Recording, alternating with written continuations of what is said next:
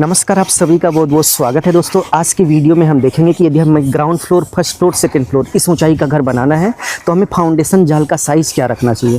जैसे फाउंडेशन जाल की लेंथ यानी कि लंबाई क्या रखनी चाहिए, चौड़ाई क्या रखनी चाहिए, और इसके साथ साथ इसको बनाते समय कितने mm की स्टील बार का उपयोग करना चाहिए या फिर कितने सूता की सरिये का उपयोग करना चाहिए, और एक स्टील से दूसरे स्टील के बीच की डिस्टेंस क्या होनी चाहिए। आप देख सकते हैं कि यहाँ पर 3 मंजिला घर के लिए फाउंडेशन का स्टील जाल बनाया जा रहा है। अब चलिए इसको माप कर दिखाते हैं कि इसकी लंबाई कितनी है, चौड़ाई कितनी है और कितने mm की स्टील का उपयोग यहाँ पर किया गया है, और एक स्टील से दूसरे स्टील के बीच की डिस्टेंस क्या है। तो सबसे पहले यदि हम इसकी लेंथ यानी कि लंबाई की बात करें तो आप देख सकते हैं कि लंबाई की डायरेक्शन में हमने टेप लगा दिया है। तो इसकी जो टोटल लंबाई है आप देख सकते हैं कि 3 फीट है, यानी कि एक सरिया यहाँ पर जो लगाई गई है यहाँ से लेकर वहाँ तक इसकी जो टोटल लेंथ है वो 3 फीट है। इसी तरीके से अब चलिए ब्रीथ यानी कि चौड़ाई की डायरेक्शन में हम टेप लगा कर देखते हैं कि इसकी टोटल चौड़ाई कितनी है। तो चौड़ाई की डायरेक्शन में टेप लगाने के बाद आप देख सकते हैं कि इसकी जो टोटल चौड़ाई है वो 3 फीट है, यानी कि यहाँ से लेकर वहाँ तक इसकी जो टोटल चौड़ाई है वो 3 फीट है।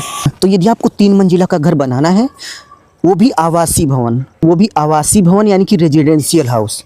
यदि आप कमर्शियल बना रहे हैं तो उसके लिए फाउंडेशन जाल अलग बनेगा। तो यदि आप 3 मंजिला आवासीय भवन बना रहे हैं यानी कि रेजिडेंशियल रहने के लिए घर बना रहे हैं तो उसके फाउंडेशन का जो साइज़ है यानी कि फाउंडेशन में जो स्टील बार पड़ेगी उसका जो साइज़ है वो 3 फीट बाई 3 फीट होना चाहिए। इतना क्लियर होने के बाद नेक्स्ट स्टेप में भाई यहाँ पर क्वेश्चन उठता है कि ये जो हम सरिया लगाएंगे ये कितने mm की होनी चाहिए। यहाँ पर ऊपर नीचे सरिया लगी हुई है, क्या ऊपर नीचे की सरिया अलग अलग mm की होनी चाहिए या फिर 1 mm की ही होनी चाहिए, और इसके साथ साथ इसका डाया कितना होना चाहिए। तो यदि आप इस तरीके से फाउंडेशन का स्टील जाल बना रहे हैं तो फाउंडेशन का स्टील जाल बनाते समय आपको 10 mm की स्टील से ये वाला स्टील जाल बनाना चाहिए।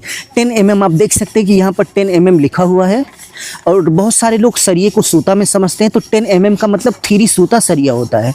तो 10 mm की सरिये से ये स्टील जाल बना हुआ है। यहाँ पर ऊपर नीचे जितनी भी स्टील लगी हुई है ये 10 mm की है, ये 10 mm की ही है।